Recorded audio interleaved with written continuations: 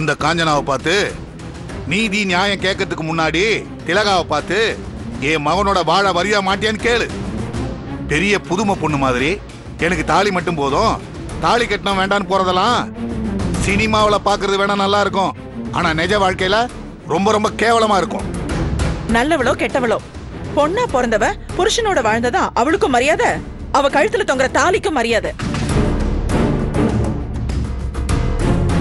இத பாரு கௌரி, மனுஷன் புழங்காத வீட்டுல பூரா பள்ளி பாம்பெல்லாம் வந்து தங்கதான் செய்யும்.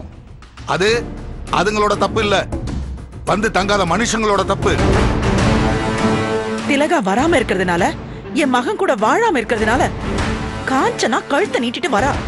திலகா வந்தா இந்த பிரச்சனை தீந்துரும். முதல்ல அவளை வர சொல்லு. உன்ன ஒரு பெரிய இவன் நினைச்சலாம் நாங்க இதை சொல்லல. அந்த பாழா பண்ண திலகா நீ சொன்னதானே கேப்பா, அதனாலதான் சொல்றேன். போ போய் அவளை பார்த்து சங்க ஊதுற விதத்துல ஊதி அந்த மவராசிய அலுங்காம குலுங்காம பத்திரமா இங்க கொண்டு வந்து சேர்த்துருமா, உனக்கு புண்ணியமா போகும். என்னம்மா யோசிக்கிற? திலகா திரும்பி வர இதாம்மா கரெக்டான டைம். திலகா திரும்பி வந்தாதான் அந்த காஞ்சனா திரும்பி வர மாட்டா. என்னம்மா கௌரி சொல்ற? நான் என்னென்னமா சொல்றது? திலகா இன்னும் கோபம் குறைஞ்சவளா மாறலையே. அப்படின்னா என் மகனுக்கு காஞ்சனாவ ரெண்டாவதா கல்யாணம் பண்ணி வச்சிடலாமா?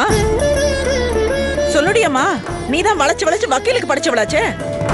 நான் பிரச்சனை பண்ண மாட்டேன் அப்படின்னு அவ கைப்பட ஒரு கடுதாசி எழுதி வாங்கிட்டு வா.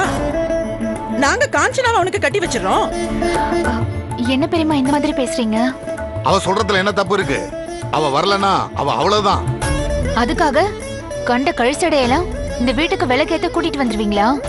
வேற வழி? திலகா திரும்பி வராம போனா என் மகன் கடைசி வரைக்கும் காவி கட்டணுமா என்ன? திலகாவை எனக்கு ஆரம்பத்துல இருந்தே பிடிக்காது. இருந்தாலும் அவளை எதுக்காக கட்டி வச்ச? என் மகனோட சந்தோஷத்துக்காக. இப்ப அதுவே கேள்விக்குறியா நின்னா? எவ்வளா இருந்தா எங்களுக்கு என்னன்னு அந்த காஞ்சனாவை கட்டி வச்சுதான் ஆகணும். இங்க பாரு கௌரி, அவ ஏதோ ஒரு வேகத்துல வேதனையில பேசுறா, அதெல்லாம் ஒண்ணு பெருசா எடுத்துக்காத. ஆனா எங்களை பொறுத்த வரைக்கும் அந்த லெவலுக்கு போகாம பாத்துக்க, அவ்வளவுதான் சொல்லிட்டேன்.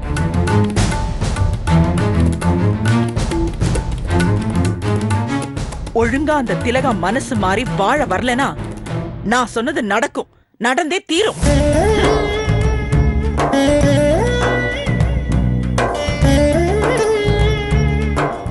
திலகா தன்னோட மனசை மாத்திக்கிட்டா யாருக்குமே கஷ்டம் இருக்காதுமா. திலகா திறந்துறது உன் கையில தாம்மா இருக்கு.